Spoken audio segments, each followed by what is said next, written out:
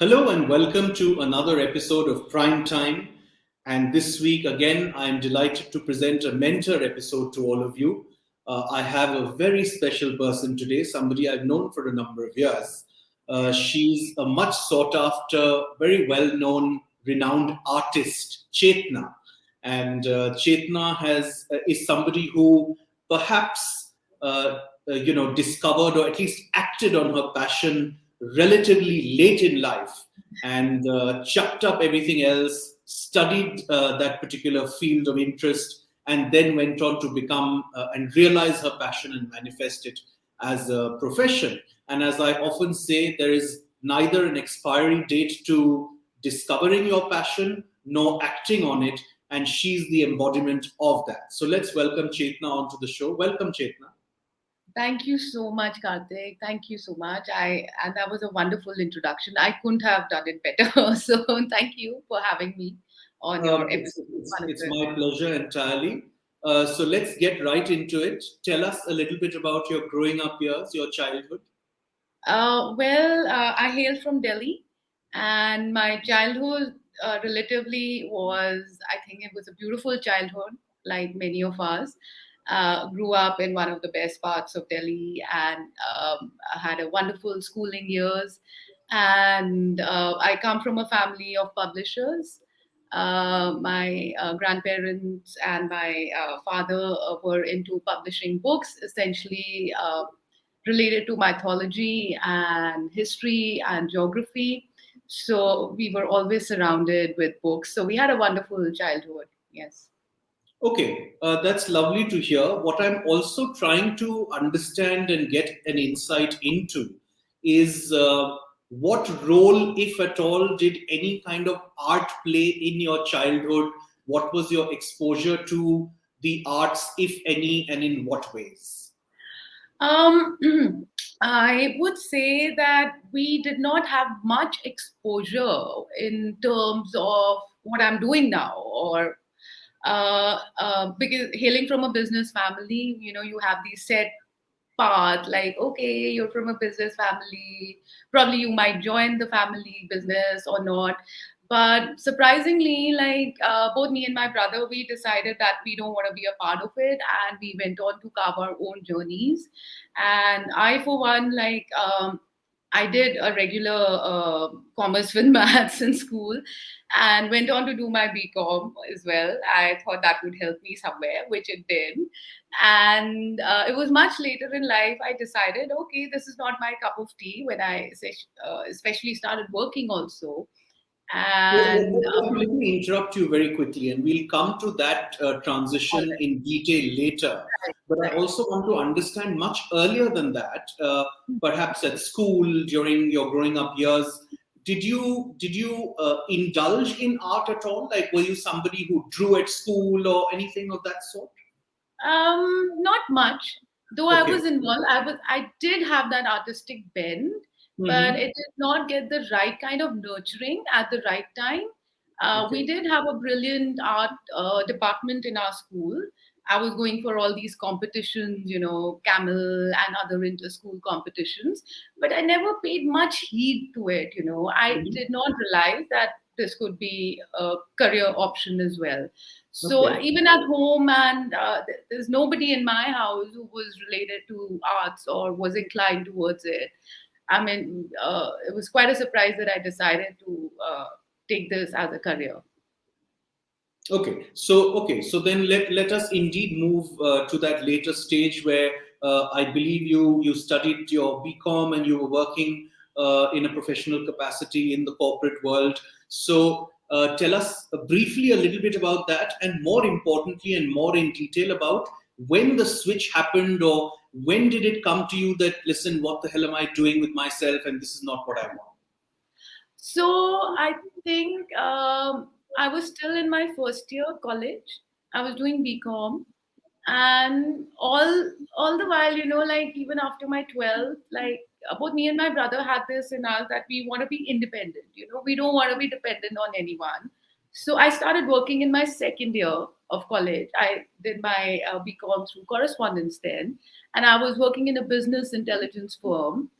and doing quite well for myself. I was very happy, very excited, like a kid, having a good time, and was being mentored by a wonderful person in the company. And I worked for almost 3.5 or 4 years almost. And and that's when I decided maybe I should do my MBA, because that was the right to passage. I believe, you've done your BCom and you're working in a corporate field, and how you grow, get more education. So I was looking towards doing my MBA, and my company was so nice that they even suggested that the company will support the MBA. And then one day, I don't know how and when it happened, that I decided that this is not my cup of tea. Going to the office at 10 in the morning, and there's no time when you're coming back, there is no life at all, it felt like I was in a rat race, that I had to constantly keep proving myself, and and then art just happened. I would come home, and as a mode of relaxation, I would make these greeting cards, I see. Okay. really, really interesting cards that I would do, collect some old magazines with collage, or try out some new techniques. I would do that on the side, and then one day I decided, okay, I don't want to be in this rat race. I have an affiliation towards art. Why not I explore it? And Hmm. then I started that is when I started exploring colleges, because I didn't want to be one of those self-taught artists, I feel education is the right way to move towards something that you believe in. So I started checking out art colleges in the country. I also checked out colleges in the UK, and I was very keen to do my O level or A level. That's the education system that you follow there. Right. I was very tempted to go there and study, but unfortunately, I couldn't. Not that I regret it, but I started taking classes, because when you're applying for an art college, the competition is very high, and there are students coming from who have actually done arts in their school, and I hadn't Right. done that. And So presumably they've been doing it for a while. They have yes, portfolios. They have work to show. yes. So for bachelors, you don't need a portfolio as such in Okay. our Okay. country, and but you do need to have some basic sketching Right. skills, which I did Right. not have. So I Right. took classes for almost a year, and I continued working. Still at that time, I would do Okay. half day in the office, and half day I would Right. run to Delhi. So just to understand this correctly, you were doing three things simultaneously. You were working at your corporate job, you were doing your BCom by correspondence, and you were Yeah. doing these art classes. Yes. Okay. Yeah. So I was preparing for my entrance for College of Art Delhi, Okay. and so I started doing those, and I applied, and I didn't get through for the first year, but and I didn't give up at that. I was like, okay, this is something that I want to do, so I will do it. I made a Yeah, promise to but myself. surely when you didn't make it, you must have been disheartened. What did you feel at that time, and what gave you the courage to try again, or keep firm on that path? That's something about me, that if there is something that I want to do, I will do it, irrespective how many failures or how many Setback. uh, setbacks I would have. I would still do it my way, either my way, or I will follow like how it has to be done. I will do that. Also because I was by that time. I was already in my mid 20s, somewhere late 20s, and Yeah. I was like, okay, like, and coming like, after like, especially you're earning an income and you're independent, No. and then going Right. back to being dependent To on your being a parents, that student. was Yeah. a big step for myself. But I applied for the second time. I didn't get through again. And then for my bachelor's, I went on to Amity. Amity was just opening up their fine arts department, and I applied there and I got through. And even while I was in Amity, I was still trying for College of Art. But I tried for 3 times, it didn't get through. Then I gave up. I was like, okay, let me make the best of where I am right now. So did my Well, four that's years. really remarkable persistence. I must commend you on that, because you tried three times, and then you still, a lot of people in your situation might have given up the idea of doing the arts altogether. So it's really, really commendable that you didn't make it 3 times, but you were like, hey, what the hell? I'll just go somewhere else. Yeah, yeah. Like Amity was wonderful to us, also because we were the first batch, so they had to prove it, that yes, this is a department that we can run successfully. And touchwood, we had the best of teachers for us coming in, and we had a wonderful director, who was also from the arts background, because normally in private institutions you do not have. The senior post is normally reserved for people from various other fields who are good at management. And Right. for a creative this thing, I think you need A someone creative from the person. creative background. Yes. So she was an artist herself, so she Okay. completely understood what we needed. Okay. So that was my bachelor's. And should I move ahead? Of course, please. And after my bachelor's, I had about a year before I could apply for my master's. And so someone told me that you should apply for College of Art for your master's. And I was like, it's not happening now. So 3 times I haven't made it through.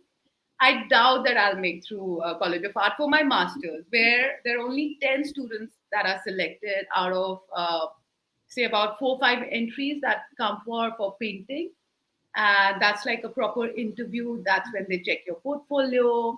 And so I was like, I don't think, coming from a private institute and that college thing, it's always a thing, like they would prefer taking students from their own college.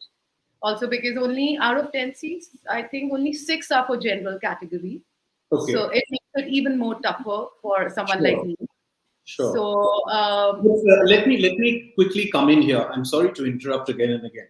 Now, you obviously did your bachelor's at Amity, and you're clearly one of those people who believes. And of course, there are always two schools of thought here. So many artists and journalists and actors whom I've spoken to who've either studied their respective fields or not. There are people on both sides of the fence. Some people say that you don't necessarily need to study especially something in the arts sphere. And then there are others like you who are staunch believers in receiving a formal education. So, did your bachelor's experience strengthen that belief? Did it confirm that yes, there was a lot of value in putting in that time and effort into that education, and obviously, therefore, you saw sense in doing a master's as well? So, like I said, before that, we had some wonderful teachers, Kartik, and my main, I started loving history because of that. We had some Okay. wonderful teachers for art history. And I believe that if you're studying or if you want to pursue a career in a certain subject, you need to know it's like for example English language, you always start from A B C D, right? So you can't just start forming sentences, or you can't just start writing stories before you don't know the basics. So Yeah. for me, like I felt if I want to be an artist, I want to know A B C D of my subject. That Like makes sense to me. So what you're essentially saying is that you need to know the fundamentals, and you need to know the grammar of something that you're going to get into essentially. But then that makes my question even more pertinent. That certainly you received that grammar and those fundamentals in your bachelor's. Why did you feel the need for a master's? So, in India, our bachelor's is more focused on, especially in the arts department, it's more focused on giving you the skills. Mhm. Unlike in UK, that is what happens in O level. And by the time you are in A level, which is your bachelor's, you are somewhere defining your language. Right. But in India, in bachelor's, we are just doing the skills. It's only in the fourth year. So Mhm. bachelor's for fine arts is for 4 years. So in the fourth year is somewhere that you try and develop your muse or your style or something that interests you. And Okay. masters is so in India the master practice is like you have your own studio, and so there is a professor who is assigned to you, but he will not interfere in your work. He will just nudge you or guide you to read or to look at other artists' works or something. So to further develop your muse and to define your language, I felt that I needed a master's because I hadn't in my bachelor's, I hadn't reached that point, where I could say, okay, I have a definitive style now. Right, So right. that's why I wanted to do a Right. master's. So just to interpret what you've said in crude layman's terminology, at the bachelor's level, you learn the basics, and at the master's level, you really it's more a journey of self exploration until you arrive at a unique voice of your own as an artist. True, true. So So you got into your dream place for your masters. I waited for a year, Yeah. and in that year, I produced, like, I built up a portfolio. So my mentors, my teachers from Amity, they were actually, some of them were professors with College of Art at that time. I see. And so I took guidance from them, and they told me that I need a stronger portfolio because you will be competing against students from Delhi, from Bombay, from Kolkata, who are coming from the government colleges, Right. and it will be very tough for you. So one year Right. I just stayed at home, produced canvases, learned how to present a portfolio, brushed up my history, went for my interview, and I was really grilled, Kartik. Really, like, also maybe I had that tag on me, private institute, maybe silver spoon or something, which wasn't true, obviously. But they grilled me like how, and I stood my ground. And they're like, "Why do you want to get into College of Art?" And asking me very, very basic questions and repeating it, trying to break me down. Thankfully, that didn't happen, and I was so this thing that I don't even want to go and check the list. They put up a list like in old days, like college में list लगता था Sure. admission का. Sure. Sure. So I was like, I'm not going in. I don't want to see it. It's gonna be a disappointment if I don't get through. But उसमें rank, even in the admission there is a ranking, and I was on third number, Okay. and I couldn't believe it. I just couldn't believe it. Like, out of 10, and that then comes down to 6, I was third on the admission list. So that just gave me more strength and power and more belief in what I'm doing is the right way. That's wonderful. This is also the correct juncture at which I should ask you a question that is again very related to young people and students whom I hope always watch these interviews. Where, in India especially, still, if a young student, a girl or a boy, wants to choose a so-called alternative career, such as the arts, such as pursuing to become an artist or a singer or anything on those lines, there is, in a lot of families, a lot of backlash, resistance, demoralization. They try and sort of talk that child out of it, and I always say that it is not entirely the parents or the family's fault. Obviously, all parents want to see their children reasonably well settled and in secure lives and livelihoods. So, what was that like for you personally, vis-a-vis your family and your decision to get into the arts? Do you think you were helped by the fact that your brother also was kind of in an allied? I mean, he is after all a designer, albeit a commercial one. What was that thing like? Was there resistance? Was there any convincing that you had to do? I don't remember as such. I mean, touch wood or thank God. It's always been my mother who's been my support system. I just had to tell her that, okay, I'm leaving my job and this is what I want to do. She did offer some resistance that, are you sure? Like, do you know where you're headed? I was like, I don't know where I'm headed, where this is going to go. But this is what I want to do. And I want to get back to studying again. So, thankfully, in my case, my parents were not taken aback as such, and Okay. I was always a person who's been erratic in life. Have done many things on that, and my dad went with me for my admission for my bachelor's. So I think they're proud parents that I decided That's to really do that. wonderful. Before we move on with your own journey, let me quickly ask you here, since it's connected. What advice would you have for young students who are facing resistance at home or within their families? What advice would you give them? How should they navigate that resistance if it's coming in terms of following their passions? I think one is the first and the foremost would be to believe in yourself, Mhm. I mean, that you can do it, that there is a possibility. I mean, after all, it is an alternate career with no surety that, tomorrow you might or might not get a job and you will not have a steady income. It's a windfall, right? For me, it's a windfall income. I mean, there are months that I don't earn, then there are months that I might earn. Sure. So I think one is belief, and second is work hard towards it. I Mhm. think hard work, there is no option, no secondary this thing to hard work.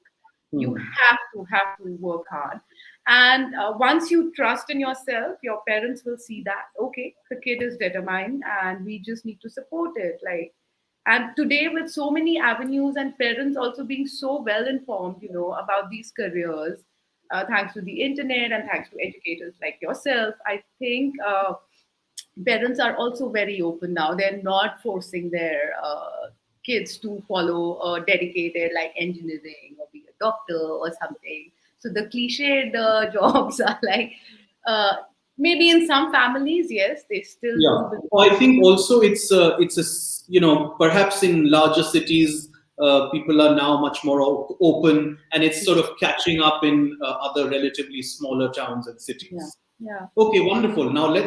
So what happens after your masters then? So I got into my masters, and Karthik, I was so dedicated, and also it was like I had to prove myself. Literally there were instances in college that I would be sitting and working. So I would reach the college at 9:09, and I would leave the college at dot 5.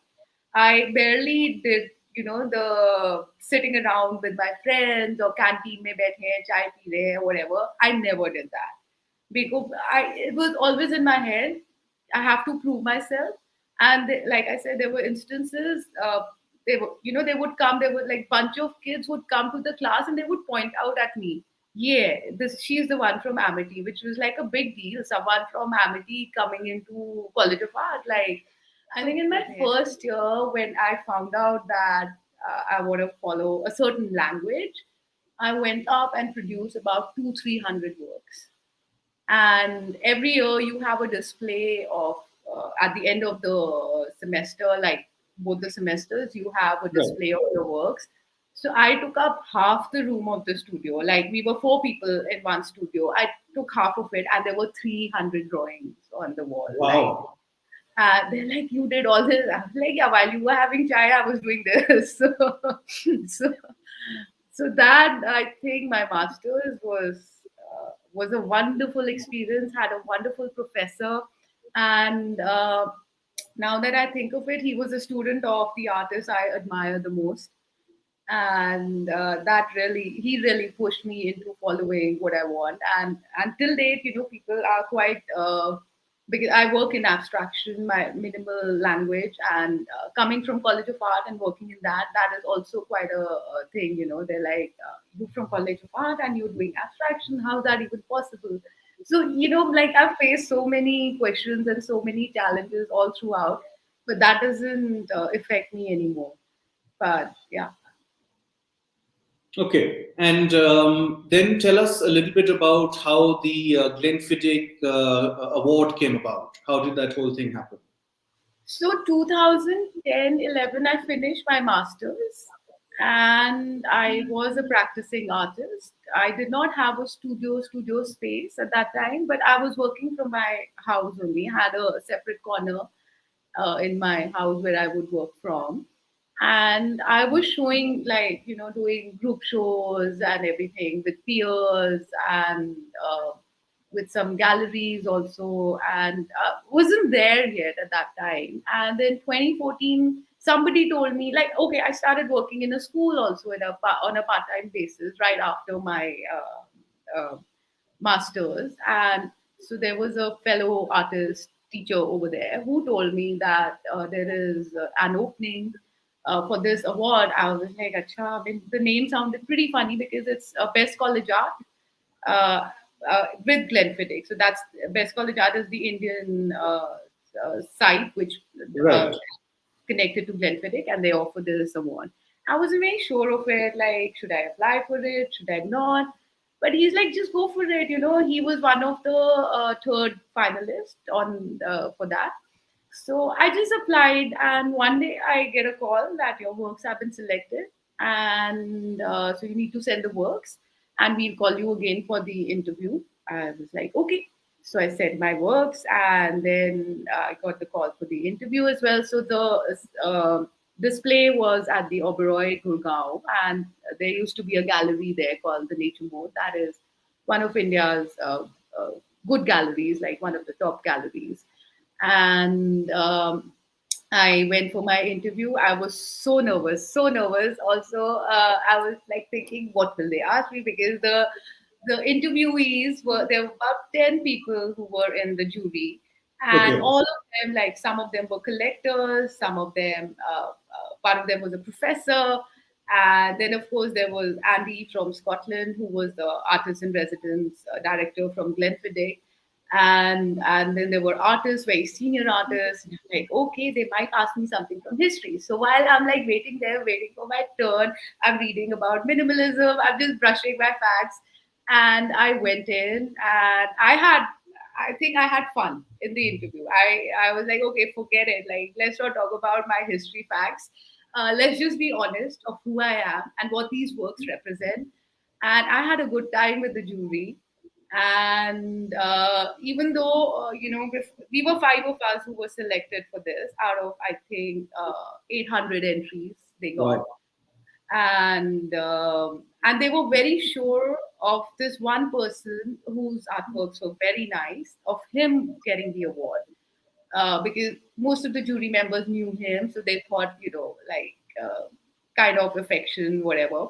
So I was like, okay, I might not win it, but it's an achievement that I was there in the top five, and here I am, and all these people have seen my work. So for an artist, at the end of the day, that is what is important. People should see your work and appreciate it. I've won, so that was like, okay, Right. I've won in my own respect. Right. So, and when they announced, I was shocked. Like, okay, I won the award. I mean, like, that was really shocking. And then later, one of the jury members told me that out of 10 of us, 8 of us voted directly for you. None of Okay. us had a second thought. None of us had a second thought about you getting this award. Oh my God. I was like literally in tears, in awe. And that also reaffirmed my practice and my belief in myself. So that was a wonderful experience. Went on for a residency in Scotland for 3 months and had a great time. Produced more works over there, and experimental works, and of course what I do. So lovely, like very, very. I think that was a life-turning, life-changing moment for me. I want to ask you one quick last question related directly to your work, and then want to sort of shift focus my last few questions where I'm going to ask you more advice for young people and students. But before we do that, very quickly, uh, what are one or two of the showings of your work that you are most proud of in terms of where they were shown or when they were shown? That's a difficult question, Kartik. I've done so many shows now. I think one was the series that I made in Scotland. It was a set of 51 works, and they were really small ones, say about 8 inch by 8 inch. I first showed them at my solo exhibition. My first solo, I'm very proud of my first solo. I think it was a beautiful show. And you've been to my second solo show as well. So those 51 works were later showed at the India Art Fair in 2018. And that, so I had the booth, and the wall outside the booth was my wall. Entire 51 works standing there in full glory. I That's think amazing. I really felt good with those works. I felt proud, and I remember people coming up and saying good things about those works. So that was a wonderful display for myself, and I'm very proud of both my solos, and especially my first one, because I did a lot of experimental work in it. I worked with lasers, I worked with Infinity with lasers, and I worked with a fashion designer, and we created a work. And back in 2015, I think, yes. So I think I'm very proud of these two displays, yes. Okay. All right. So now I must definitely ask you, your words of wisdom or advice to any young aspiring artist. What should he or she do if somebody discovers that they really love to draw or create artwork? And what would your advice to them be? Perseverance, it's very important. Patience is very important.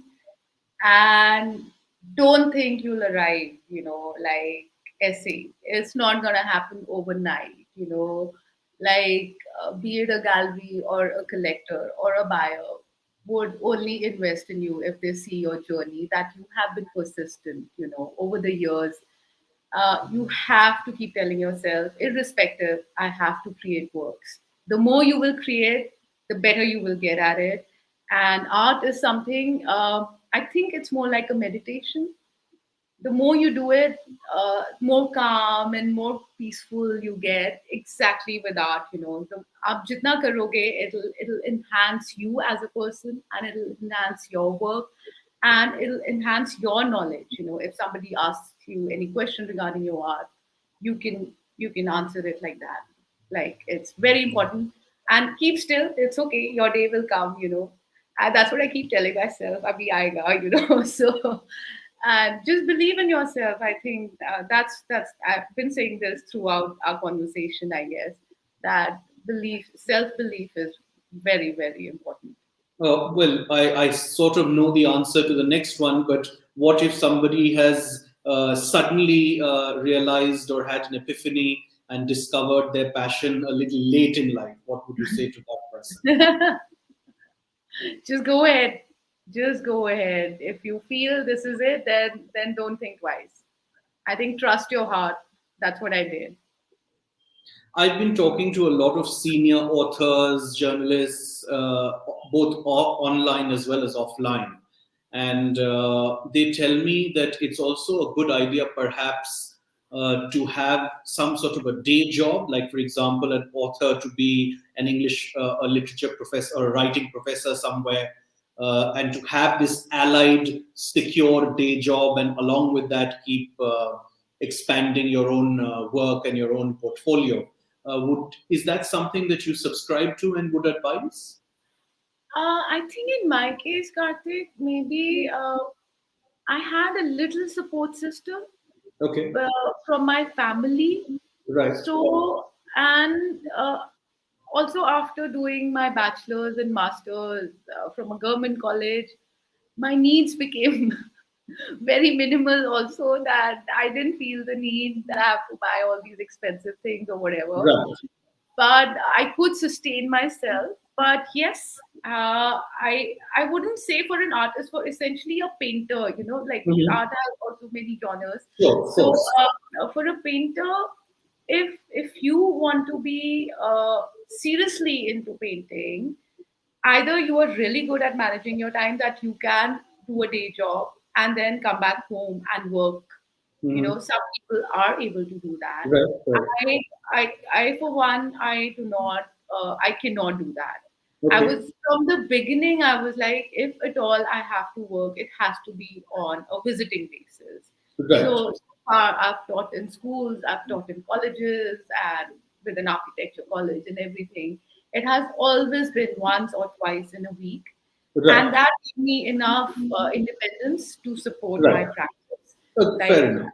All right, great. So that's about it, really. It's been absolutely lovely chatting with you. You've shared a lot of insights about your own life and about your work and about your art, and some food for thought to a lot of youngsters who will be watching this. Thank you very much for taking the time and talking to me.